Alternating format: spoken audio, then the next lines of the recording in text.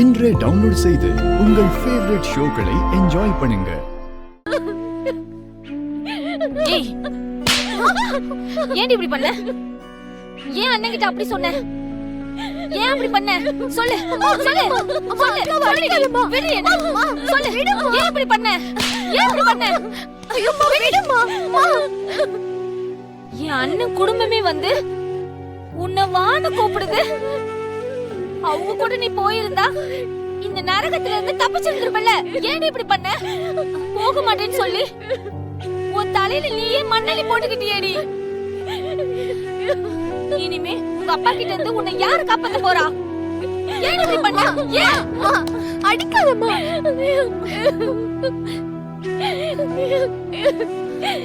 எனக்கு வேற வழி தெரியலம்மா. என்னடி, என்ன உனக்கு வழி தெரியல? அண்ணனுங்க தான் உன்னை கூட்டிட்டு போறேன்னு சொன்னாங்கல்ல, அவங்க கூட போய் தொலைக்க வேண்டியதானே? அப்பா வந்து என்கிட்ட என்ன சொன்னாரு தெரியுமா? என்ன சொன்னாரு?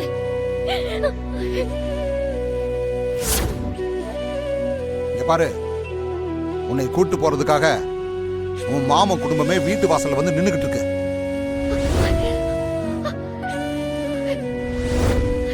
நீ இப்ப வெளியே வந்து என்ன சொல்லணும்னா, எங்க அப்பா என்ன சொல்றாரோ அதத்தான் நான் கேட்பேன். நான் அவர் கூட தான் இருப்பேன். தாலி இருக்கிறதுக்கு நான் தான் ஒத்துக்கிட்டேன். இன்னொரு கல்யாணம் என் விருப்பப்படி தான் நடக்குதுன்னு சொல்லணும். அப்படியெல்லாம் நீ சொன்னா மட்டும்தான் நான் நினைச்சது நடக்கும். என் உயிரே போனாலும் நான் அப்படியெல்லாம் சொல்லவே மாட்டேன்.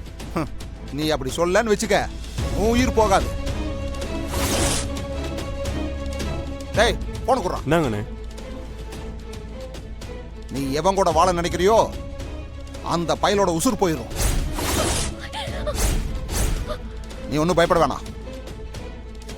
இப்ப வரைக்கும் நான் அந்த பையல ஒன்னும் செய்யல. இப்ப அந்த பையன் வெளிநாட்டுக்கு போறதுக்காக டிக்கெட் பிரிண்ட் அவுட் எடுக்க போயிருக்கான். அத நீயே பாரு.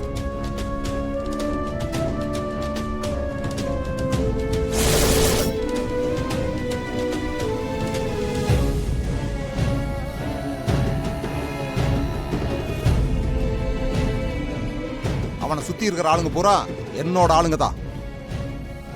இப்ப இந்த வீடியோ லைவ்ல இருக்குல்ல, இந்த லைவ்ல போன் பண்ணவங்க கூட அதுல ஒருத்தன் தான்.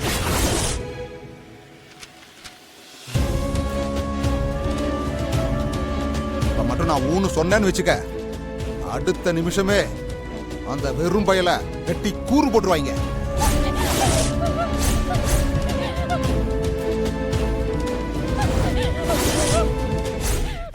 அந்த பயலோட உசுறு இப்ப உன் கையில தான் இருக்கு. இப்ப நீ வெளியில வந்து நான் சொன்னதை அப்படியே சொல்லணும். இல்லன்னு வச்சுக்க, அந்த பையன் அல்பாய்ஸ்ல போயிடுவான். கழுத்துல இருக்கிற தாலி தானா இறங்கிடும்.